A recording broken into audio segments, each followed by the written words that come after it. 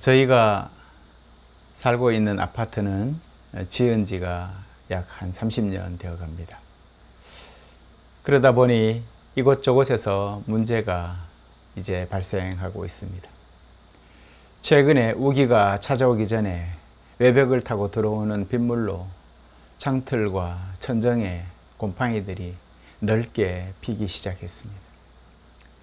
아내와 매번 천장을 바라보면서 고민거리였던 것을 이번에는 해결해야지 싶어서 외벽에 실리콘 공사를 했습니다. 그리고 이참에 아파트 이곳저곳 내부 벽을 다 뜯어내고 바닥 공사와 난방 공사와 화장실 공사도 함께 진행했습니다. 이 모든 공사를 시작하기에 앞서서 우리의 관심은 언제 그리고 어떻게 이 누수 문제를 해결할 것인가, 여기에 모든 관심이 집중되어 있었습니다. 무엇을 먼저 해야지? 공사의 우선순위는 무엇인지, 그리고 누수를 막기 위해서 어떤 재료와 방법을 사용할 것인지가 이것이 주요한 논의의 핵심이었습니다. 결국에는 모든 관심의 초점은 한 곳에 집중되는 것을 알 수가 있었습니다. 바로 더 효과적이고 오래가는 해결책을 우리가 선택하자였습니다. 한번 공사하면 영원히 새지 않는 그런 공법이 없을까? 공사하는 분들이 말합니다. 한번 공사해서 30년을 쓸 건데 올 수리를 한번 해보시지요. 아닙니다. 부분 수리를 해서라도 어느 정도 사용하는 데는 별 문제가 없다라면 우리는 그것을 사용하겠습니다. 방수만 잘 되게 해주십시오. 우리는 비용 대비 경제적이면서 효과성이 뛰어난 방법으로 수리를 하기로 했습니다. 최소한의 경비로 가장 오래 지속 가능한 효과를 볼 수 있는 방법을 택하기 위해서 기초의 비용을 들이고 나머지는 우리 부부가 도배며 페인트 작업을 했습니다. 만족스럽게 지금은 지내고 있습니다. 우리는 일반적으로 방수든 또 배터리든 여러 가지 가전제품이든 오래 사용할 수 있는 것을 우리는 선택을 합니다. 튼튼하고 오래 사용하는 것. 예를 들어서 휴대폰이나 컴퓨터를 선택할 때 배터리 수명을 따져보는 것이 그런 것이죠. 오랫동안 바깥에서도 전원 연결 없이 사용할 수 있을까? 타이어를 선택할 때도 마찬가지이죠. 타이어를 선택할 때도 더 오랫동안 닳지 않고 사용할 수 있는 타이어. 그래서 그 타이어를 선택하기 위해서 더 비싼 비용을 주고라도 그 타이어를 선택하지요. 하지만 그 비용이 그만큼의 가치가 있다고 생각하면 아깝지가 않은 것입니다. 오늘 복음서에서 예수님은 음식에 대한 이야기를 통해서 우리와 군중들에게 중요한 가르침을 주시고 계십니다. 우리의 시간과 돈을 어디에 투자해야 하는지에 대한 것입니다. 예수님은 무엇보다도 영원한 생명을 얻기 위해서 노력해야 한다라고 우리에게 말씀합니다. 오늘 아침 복음서의 배경은 지난 몇 주 동안 우리가 살펴본 복음서와 바로 이어지고 있습니다. 예수님은 제자들을 보내어서 그 지역의 여러 마을과 촌락에서 복음을 전하게 하셨습니다. 제자들은 열심히 전도 활동을 하고 돌아왔고 피곤했지만 여전히 들뜬 상태였습니다. 그래서 예수님이 뭐라고 하셨습니까? 그들에게 조용한 곳에 가서 좀 쉬어라 라고 하지 않았습니까? 그러나 그들이 도착했을 때 이미 많은 사람들이 예수님의 말씀을 듣기 위해서 그곳에 와서 기다리고 있었습니다. 그것은 외딴 지역이었고 먹을 음식도 없었던 곳이었습니다. 하지만 예수님은 한 아이가 가져온 도시락을 통해서 5,000명 이상의 사람들을 먹이는 기적을 그곳에서 베푸십니다. 사람들은 예수님의 가르침에 감동을 받았지만 사실 그들은 공짜 음식에 더 큰 감명을 받았던 것 같습니다. 그래서 다음날 예수님과 제자들이 다른 곳으로 이동한 것을 알게 된 다음 많은 사람들이 그들이 어디로 갔는지 알아내려고 애를 썼습니다. 마침내 예수님을 찾아낸 그들은 더 많은 가르침을 듣게 되었습니다. 예수님은 그들에게 하나님의 일을 하라고 격려하십니다. 즉 하나님의 보내신 메시아를 믿으라라는 것이지요. 예수님은 그들의 구원을 구원자로 오셨고 그들은 예수님을 통해서 영원한 생명을 얻을 수 있었습니다. 그러나 군중의 질문은 그들이 영원한 생명에는 별로 관심이 없고 오히려 예수님이 지금 당장 그들에게 무엇을 줄 수 있는지에 그것에 더 관심이 있었던 것 같습니다. 그들은 이렇게 다시 묻습니다. 그러면 우리가 보고 당신을 믿게 될 표적을 행하실 것입니까? 우리 조상들은 광야에서 만나를 먹었습니다. 성경에 그가 하늘에서 그들에게 빵을 주어 먹게 하였다라고 기록되어 있습니다. 예수님은 계속해서 많은 기적을 그들에게 보여주셨습니다. 사람들은 예수님의 말씀이 진실인지 증명할 증거를 바란 것이 아니라 그저 기적을 통해서 얻을 수 있는 것, 특히 음식에 먹고 사는 문제에 관해서 관심이 집중되어 있었던 것 같습니다. 그래서 그들은 오늘 아침에 읽은 성경 말씀, 즉 이스라엘 백성이 애굽을 떠난 뒤에 하나님께서 기적으로 그들에게 만나를 주셨던 이야기를 예수님에게 언급하면서 예수님이 더 많은 양식을 우리에게 주시기를 원했던 것 같습니다.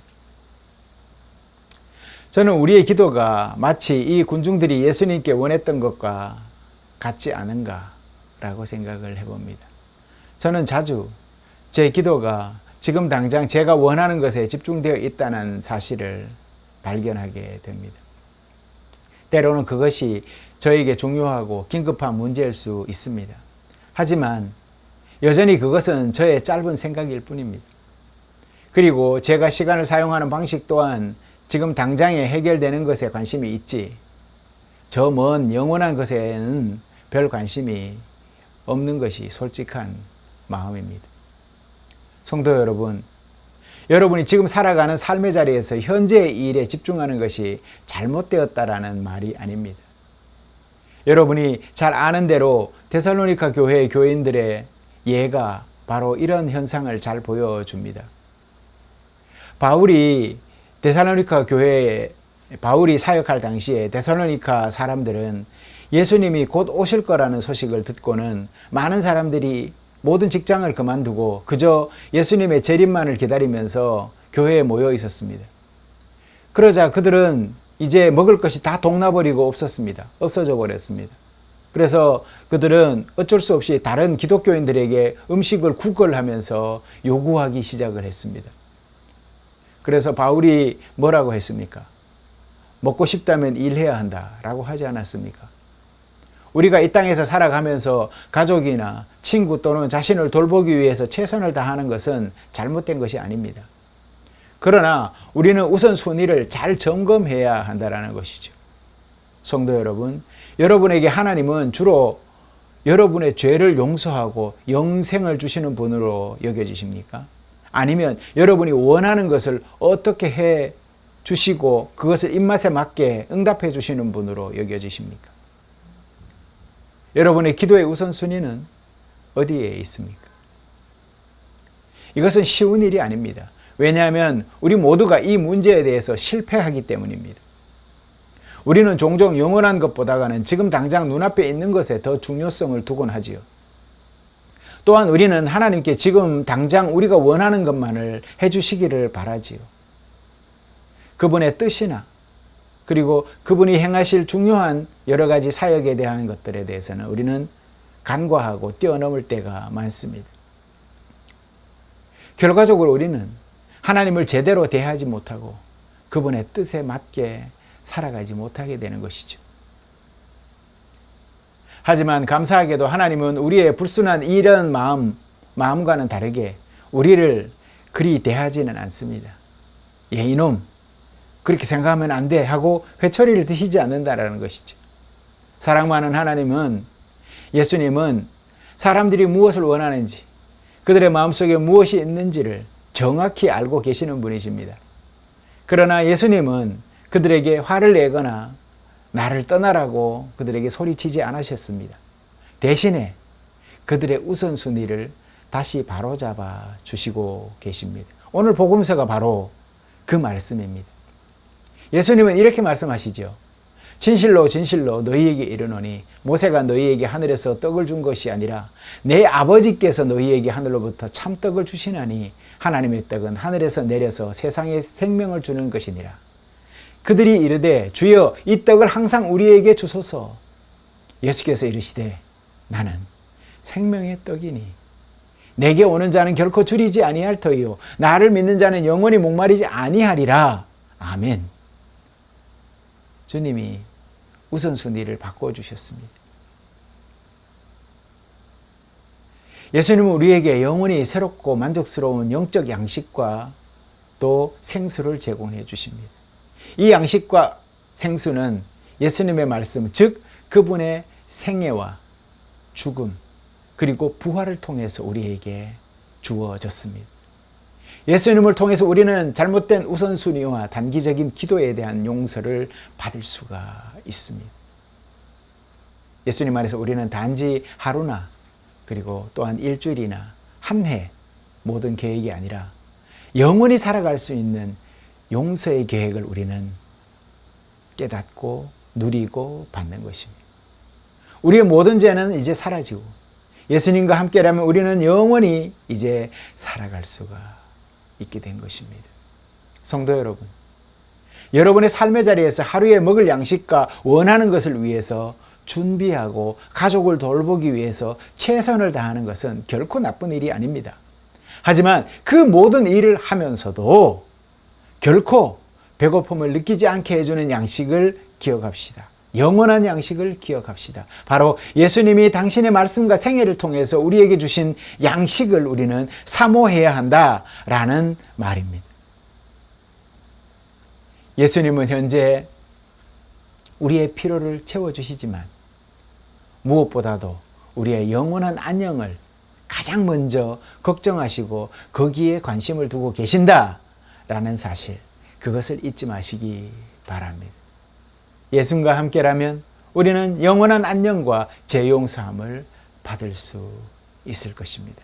그리 소망 품고 한 주간도 승리하시며 살아가시는 모든 성도님들 다 되시기를 간절히 바랍니다. 기도하시겠습니다.